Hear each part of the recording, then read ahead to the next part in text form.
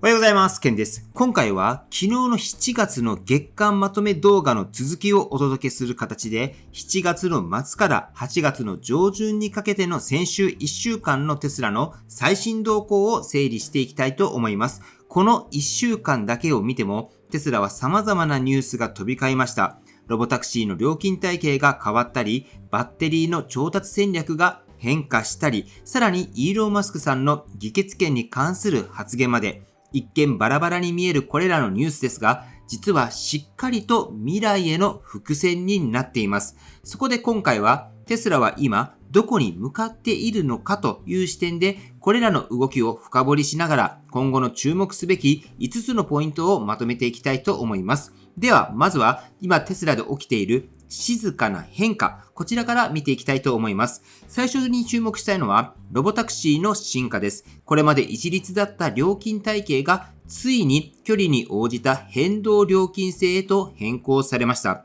これは単なる値段の調整ではなく、テスラがロボタクシーを本格的なビジネスとして成立させるフェーズに入ったことを示しています。実際にサービスを利用したユーザーからは移動時間を使って仕事ができる、駐車のストレスがない、運転手との気まずさがないといった声が上がっています。つまりロボタクシーは移動手段ではなく、時間を取り戻すサービスになりつつあるということにもなります。これは都市部の働き方やライフスタイルそのものを変える可能性を秘めています。次に紹介したいのはモデル Y に関する話題です。2025年のモデルがアメリカの IIHS から5年連続でトップセーフティーピックプラスを受賞しました。これはアメリカで最高クラスの安全評価で衝突テストや歩行者保護、ヘッドライト性能などあらゆる面で優と評価された結果です。イーロン・マスクさんも SNS で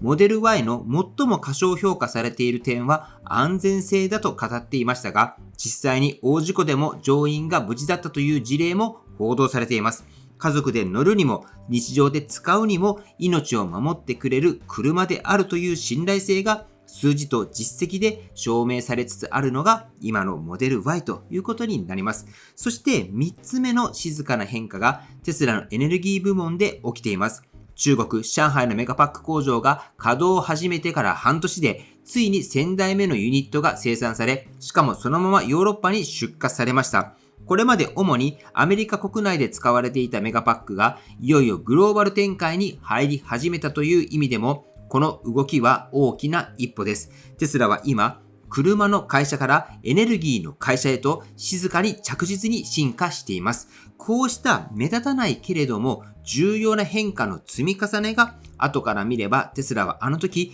確かに動き始めていたと言われるポイントになってくると思います。ではここからはテスラが進めている企業戦略としての動き、こちらについて見ていきたいと思います。まず取り上げたいのは LG エナジーソリューションとのバッテリー供給契約です。2027年から3年間で43億規模という非常に大きな契約で、テスラはエネルギー製品向けに LFP バッテリーをアメリカ国内で安定的に確保しようとしています。これには2つの狙いがあります。1つ目は中国依存からの脱却です。アメリカでは中国製バッテリーに対して高い関税が課されていて、今後さらに引き上げられる見通しです。こうした地政学リスクに対応するため、テスラは国内生産体制の構築を急いでいます。そして2つ目は、エネルギー事業の拡大基盤づくりです。すでに売上の 10% 以上を占めているこの分野を今後さらに成長させていくためには、バッテリーの安定供給が不可欠です。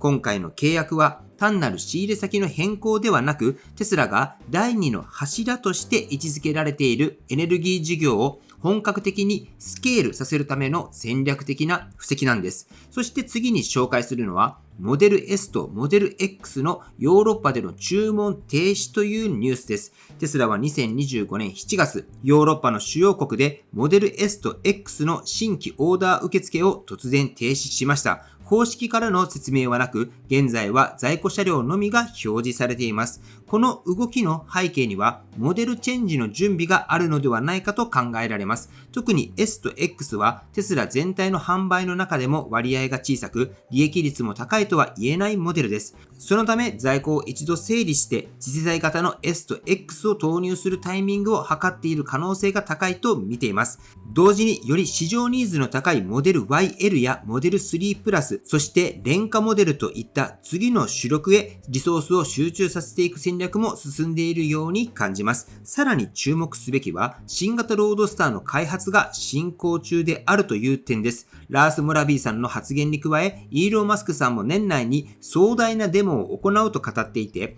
再びハイエンド市場へのインパクトを狙っていることがわかります。これらの動きはすべて売れるモデルに集中する、戦略的にモデルチェンジを進める、ブランドの象徴を用意するという非常にロジカルなポートフォリオの再設計だと言えるのではないかと思います。では、ここからはテスラの経営の裏側に関する動きに注目していきます。まず取り上げたいのは、テスラが進めているチップ文化の廃止です。アメリカでは飲食店や配車サービスなどでチップを支払うのが一般的ですが、近年ではその文化に対して疑問の声も増えています。そんな中、テスラはロボタクシーやスーパーチャージャー併設のダイナーでチップを受け付けない仕組みを導入しました。例えばロボタクシーのアプリでは、乗車後にチップを選ぼうとすると、Just Kidding と書かれたハリネズミのイラストが出てきて、チップを払えない仕掛けになっています。また、ロサンゼルスにあるダイナーでは、メニューにチップはテスラがカバーしますと明記されていて、従業員の賃金を企業側が全額負担する姿勢を明確にしています。これはテスラが単にコスト構造を変えようとしているのではなく、働き方そのものを再設計しようとしていることを意味しています。企業の倫理観や文化の発信としても非常にユニークなアプローチです。そして次に取り上げたいのは、イーロン・マスクさんが最近強く意識している議決権についての発言です。イーロン・マスクさんは最近、自分の支配力が低下することに危機感を持っていると語っていて、約 25% の議決権保有が望ましいという見解を示しました。現在のイーロンさんの保有率は約 12.8%、オプションをすべて行使しても約 17% にとどまり、経営のコントロール権としてはやや心もとない水準です。ではなぜここまでこだわるのかというと、いわゆるアクティビスト株主の介入リスクがあるからです。過去には報酬パッケージの差し戻しなど、イーロン・マスクさんの意向とは異なる方向で企業統治の判断が下された例もありました。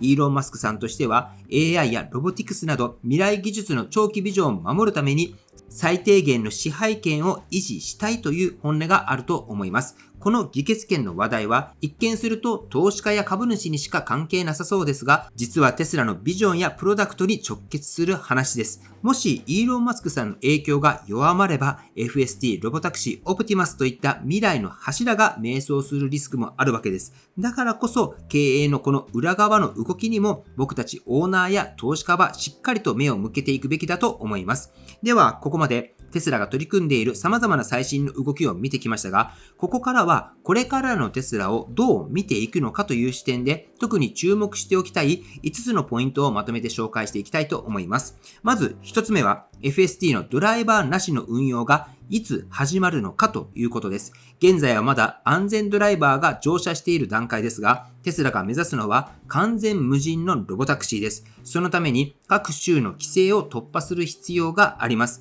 オースティンやベイエリアでの運用実績をもとに、どこが最初にドライバーレスを強化するのか、そのタイミングが大きな節目になります。そして2つ目は、新型ロードスターはどこまで衝撃的なデモになるのかです。年内に最も壮大なデモを行うとイーロン・マスクさんが語っているロードスター。単なる加速性能だけではなく、テスラの技術力、ブランド AI との融合まで示すようなインパクトを与えられるのか、ここも期待が高まるポイントです。これにプラスして、新型車両がいつ発売されるのか、モデル S とモデル X の今後の販売戦略の動向が注目です。3つ目は、オプティマスはいつ収益を生む事業へ進化するのかです。現在は生産ラインの単純作業に使われていますが、今後どこかのタイミングで商品として販売される日が来るのか、テスラが車の会社からロボット企業へとシフトしていく最も象徴的な存在でもあります。そして4つ目は、エネルギー事業がどこまで成長するのかです。メガパックのグローバル展開が始まり、LG とのバッテリー供給契約も整備されました。今後売上に占める割合が 15%、20% と拡大していく可能性も十分にあります。自動車事業とは違う安定的なインフラ収益としての柱がどこまで伸びていくのか、これは要注目になってくるんじゃないかなと思います。そして5つ目は、イーロン・マスクさんの支配力がテスラをどう導くのかです。議決権を 25% まで増やしたいという意図を公言した背景には、長期的なビジョンを守るためという思いがあります。これが今後の株主構成や企業統治にどう影響するのか、そして投資家の評価がどう動くのか、この部分も静かに、でも確実にテスラの未来に関わってくると思います。以上の5つが僕が考える今後のテスラで特に注目すべきポイントです。はい。ということで、ここまで7月末から8月上旬にかけてのテスラの最新動向をもとに、今後注目すべきポイントやテスラの進んでいる方向について深掘りをしてきました。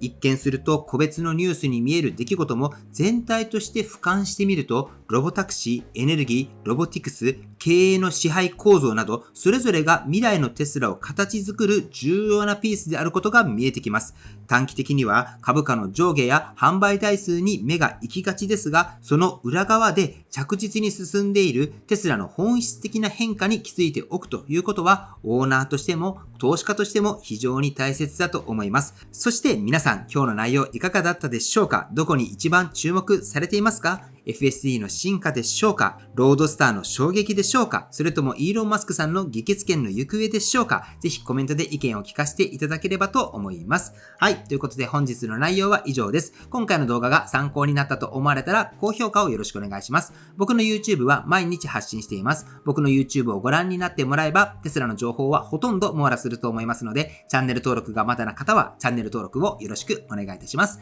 では今日もご視聴していただきありがとうございます。テスラのある生活を楽しんでいきましょう。ではまた。